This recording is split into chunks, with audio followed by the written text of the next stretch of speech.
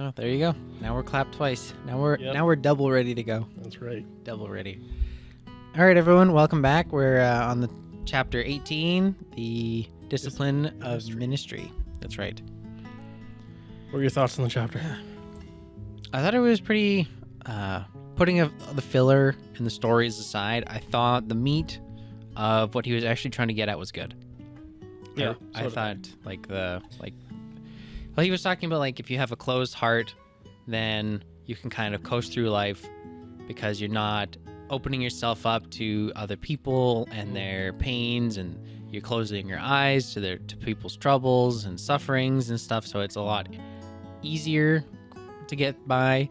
Yeah. Whereas if you open your heart up to be more like Christ, then you're going to experience a lot more sorrow, not necessarily for yourself, but sorrow on other people's behalf, right? You're going to be a lot more sympathetic to people. You're going to see people in trouble. You're going to see needs that need to be filled and things like that. And go through more struggles and stuff like that. Mm-hmm. Because you're following Christ's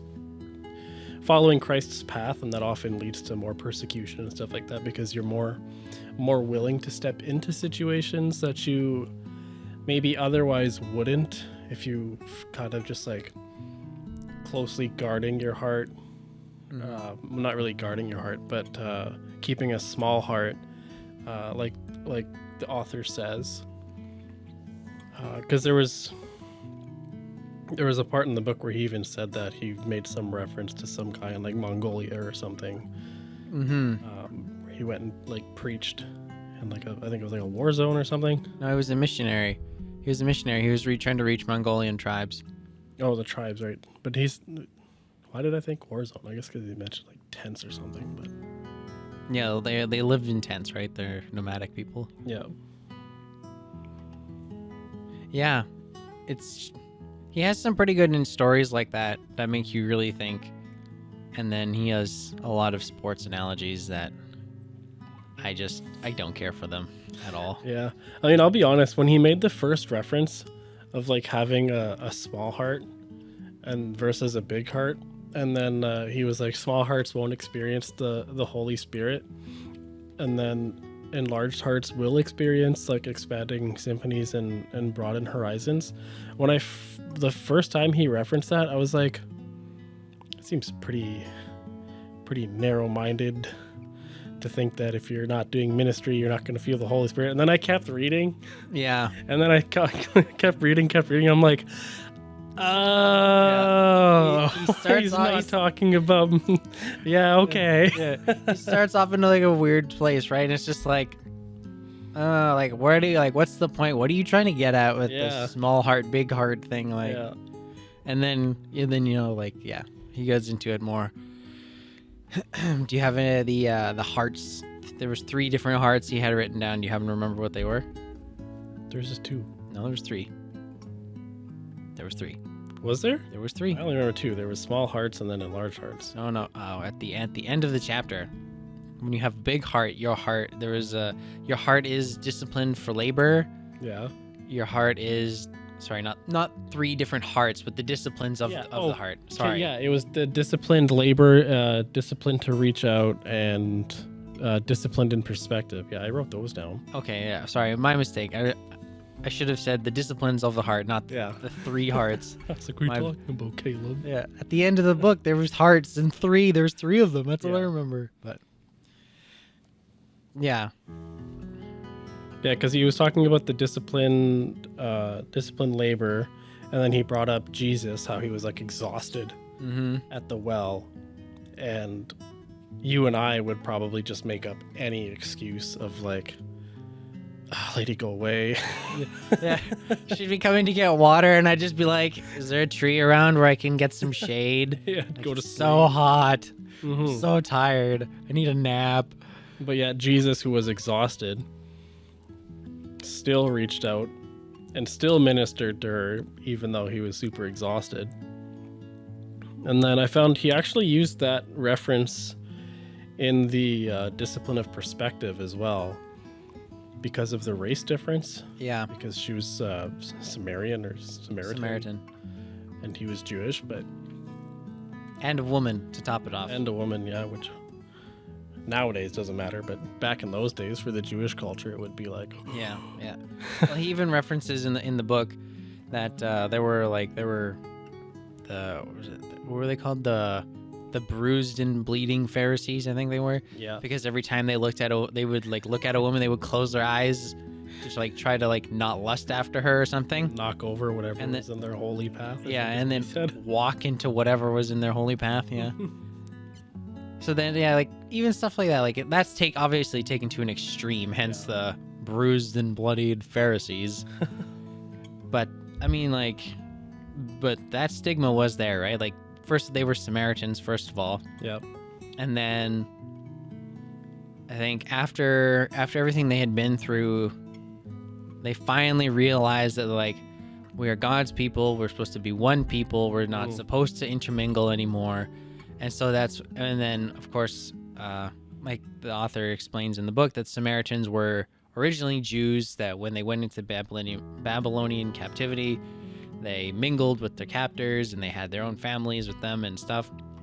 And thus they were called the Samaritans, and they became a separate race, quote unquote. And so that's why the Jews didn't want anything to do with them, because they were tainted, right? The And Muggles. The Muggles. I don't understand the reference. No, it's a Harry Potter. I have not. Half breeds. I've only seen one Harry Potter movie, and I was like, I was less than 5 years old. Oh, I never watched it growing up, but the wife was a big Harry Potter fan when we started dating, so we watched it when I was like 16, 17, because she's like, you have to watch it. It's like, okay. Okay, fair enough. I haven't seen it. But you said half breed, and it just reminded me of like Harry Potter, the reference. Fair enough. Pretty funny. But yeah, like, and then so I think that's kind of where, like, you know, Jewish men shouldn't associate with women from other cultures, Yeah. right? Because they want to keep the bloodline pure. So then going like from, yeah, that's it. I forgot. I remembered we were talking about perspective, and then I was like, I forgot how that ties back into what we're talking about right now. Well, it'd be the difference in perspective from then versus now. Where sure, there's not really that huge difference between race and gender. At least there shouldn't be. Right. If you have the love of Jesus, anyway, it shouldn't matter what anybody's race is or their sex is, depending on how you're going to minister to them. And I think that's kind of what the author, what he was trying to get at, was like, change your perspective to have the love of Jesus. You know, back in the days of when it was like taboo, basically, for a Jew to reach out to a Samaritan. female Samaritan. Yeah. Like that would have been like high taboo. Yeah, But yet he did it anyway because he was just full of love. And so if we take that into perspective now, then, I mean, really, we don't have any excuse to not go up to anybody and, like, regardless of their race or their... We shouldn't have an excuse. We shouldn't have. We shouldn't have an excuse. But I can think of a few off the top of my head as to why I wouldn't. So can I. Yeah. Modern society sure is a strange thing. Yes. Yes, it is. It's difficult to approach almost anybody now for any reason without being called some kind of name or being labeled some kind of way. Yeah. But it's just the challenges of what we have to deal with. I guess it's modern prosecution. I mean, not even necessarily, like, I'm not even necessarily thinking about it from, like, a Christian perspective, but, like, if I as a man were to go and approach any woman on the street, what are the chances that she's gonna, like, the first thing that's gonna come to her mind is, like, who's this creep? What does he want with me? That's not how you approach them, I guess. But man, I've heard stories, and apparently it doesn't take much for women to think you're a creep if you approach them. I guess the reason behind it, I don't know. I don't know. I don't understand. I don't understand people anymore. I don't approach people very often. So Me neither. I'm just telling you stories that I've heard. I've been approached for like the most random things, but Yeah? well, yeah, the hoodie.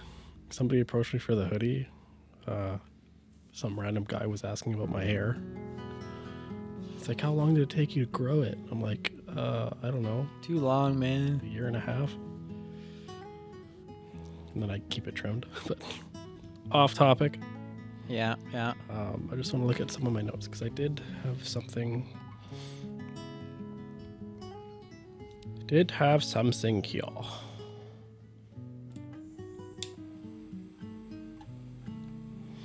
Yeah, there was a quote from the author that I wrote out because I thought it was good.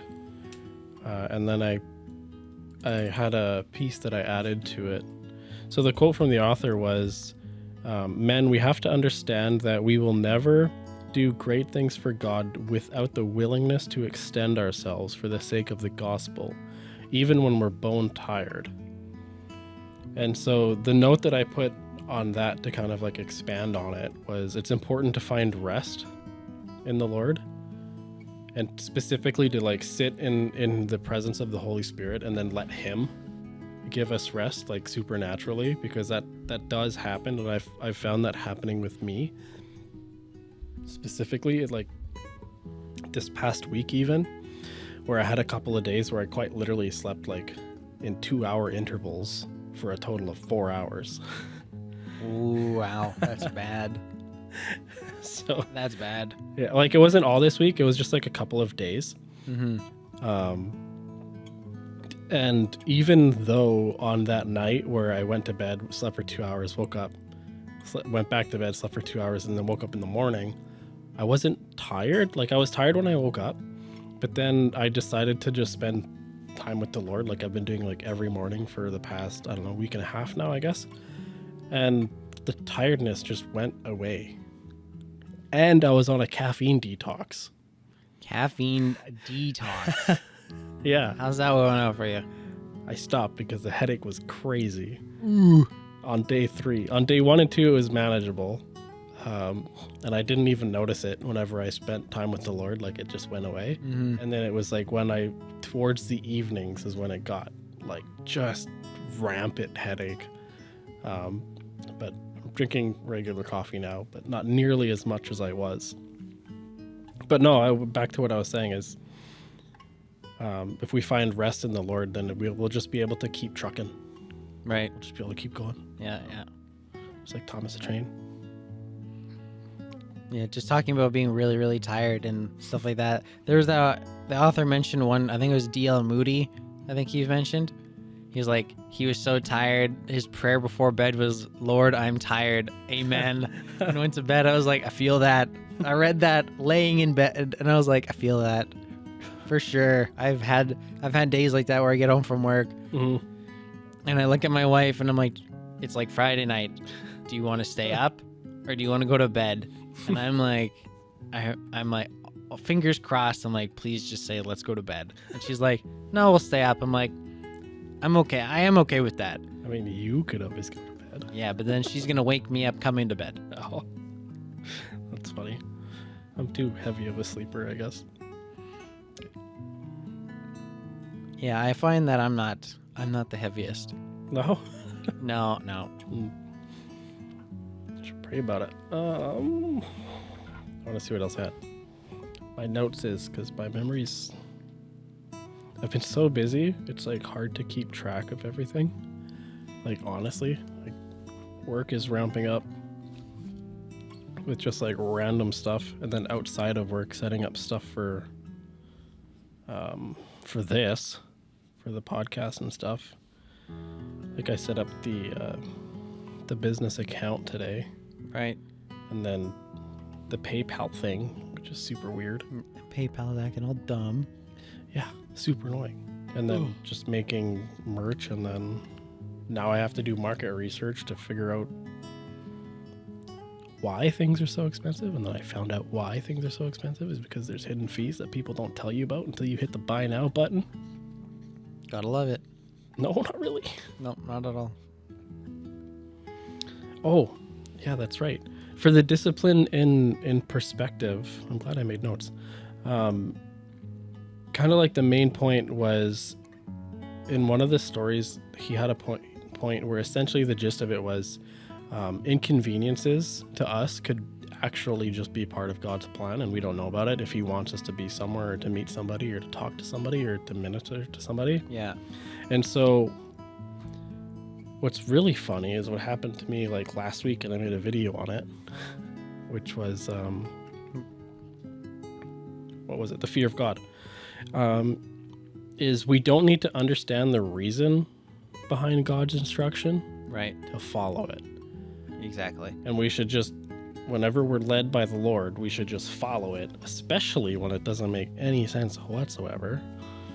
Because, I mean, our understanding is like so restricted by logic and what we currently understand. Mm-hmm. But God's comprehension is just like so massive that it's like incomprehensible to us. So what seems irrational to us is just part of God's plan, and he's like, you just don't see it yet. Yeah. That makes sense. I mean, I think I would almost go as far as to say is like that should be obvious, but I think a lot of people may not know that. Well, it's obvious for us because we've been Christian for a while. I mean, that's fair. For those who are new to the faith, yeah, I guess that would be something that they may not know. Yeah. It's something that's hard to wrap your mind around. Yeah. Right? Because we live our life in the filter of ourselves, right? Mm-hmm. Everything that comes through all of our five senses and everything that we have learned in this world is all filters for what we know, Yeah. right? But God just doesn't have a filter, Mm-hmm. right? He knows, like, the knowledge is infinite, right? Yeah. There's no storehouse big enough to store God's knowledge. No. Actually, I was watching. It reminded me of a reference in Acts where Stephen was doing he was preaching to the Pharisees basically, and he's like, how can you build where basically God was like, how can you build a house to contain me? Like, the world is my foothold essentially. Yeah. Because there was on Angel Studios, they have a series called Testament, Okay. and it's basically like a modern dystopia, but they're going through the book of Acts. So it's kind of like modern dystopia, and then it's the same time period, like number of months after Jesus was crucified, but like in a modern dystopia world. So they kind of like did like a retelling. Oh, so they're Like like creative retelling. so they took the book of Acts, and they brought it to the modern time. Yeah, they did. So they have all the disciples, they have all the same characters. They took creative liberties to expand on the series. When they kind of like injected things that obviously didn't happen, but I know why they did it is because they wanted to build up the story of the character that they were following, and they were actually following the character of Stephen in this instant, because he just has a dramatic ending where he got stoned. Mm-hmm. But the way that they did it was really well done. Yeah. I had the book of Acts open as I was watching it because I was like, I wonder how accurate they got it. And everything that they got was like bang on, and it was done really well. Wow, that's good. Yeah. Huh. And then the way that they did the character building for Stephen was also really, really well done. So, it's big props for that one. Oh, I like binged watched it. Yeah. Yeah. Because they had like his whole sermon that he gave to the Pharisees and stuff like that too, and where his like his face shone like an angel and stuff like that, and then they captured like the anger of the Pharisees when he said, "I can see the Son of Man sitting by the right hand of God" or something. Mm-hmm. Can't remember the exact quote. Sitting at the right hand of power. Something like that. Maybe. I think it changes depending on the translation. But they basically showed like the anger of the Pharisees of like how they probably would have reacted when they heard that, because to them it was blasphemy, and then that's what caused them to stone him. So the way they captured it, it was really, really well done. If you haven't watched it, I'd recommend it. How long are the episodes? I think each episode's about an hour. So, or maybe just under, maybe 45 minutes. It's longer than half an hour for sure, Right. but it's worth the watch. It was really good. Okay. I'll keep that in mind. Yeah. So in back to what the author wrote, there was only one question in the food for thought that I thought we should maybe answer and maybe talk about. What's that? Was, do you think you have a little or a ministering heart? And I paraphrased the question because he wrote out like both. Oh, okay. If I had to be honest, I would say I probably have a small heart. You think? I think so. How come? Yeah, I just for a long time I've just been pretty like focused on taking care of myself and my own family and my own problems and stuff. Not really worrying about other people and what's going on. Oh, okay. What about like following God's instruction or spending time to cultivate your heart? Well, I don't really know how to like. I've been trying to spend time alone with the Lord lately. This week I've been busy. My sister-in-law has got a driver's test this Friday, so we're just kind of like I'm trying to take her out every day after work and get her some practice. And even before I left, I was setting up a section, like a little parallel parking practice section for her in the driveway so she could practice her parallel parking. And so I do want to try spending more time alone with the Lord. It's just I'm busy after work right now. I have been considering waking up extra early. I don't want to do that. I have a hard enough time waking up at 6 o'clock in the morning as it is. You could stay up a little later too. Yeah, I mean, we are already staying up till like 10:30. Oh, okay. So I guess I could, but then by 10:30, usually when time comes around, like I'm done. So like, yeah, for me to go and like do all my prep the night before, get my coffee or my tea ready and whatever, and okay, all my water bottles are all filled up. I'm ready to go for tomorrow. It's probably 9:30, quarter to 10. So it's like You thought about doing like prep or like time management to give yourself more time? Well, I mean, that's part of why I do the prep before I go to bed, so that in the morning it's just boil the water, and then all I have to do is pretty much make my coffee and I can leave. Right? Oh, okay. That's why I do the prep the night before, because I have a hard time getting out of bed. So I was just like, okay, I need to make the process of getting in the car, getting to work as like easy as possible for myself. So it's just make coffee. What about after you're done work? After I'm done work, I just get home and I have to clean my cat litter. Usually, again, this week, busy going out. Normally, I don't really do much. Oh, okay. Don't really do much after work. So you could take some of that time. Yeah, after work. I could take once things die down a little bit. Yeah, I could. Spend time in the Spirit.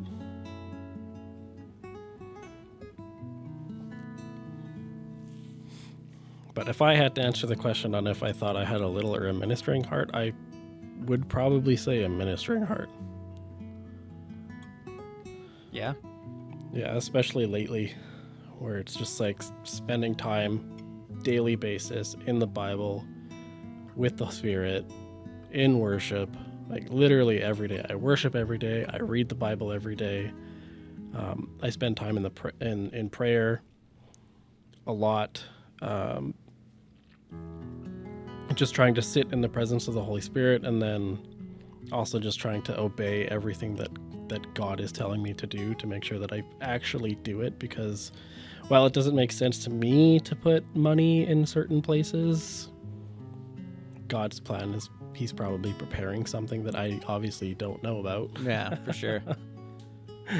And then also just a lot more, I've noticed since doing that, I'm a lot more open to like talking about,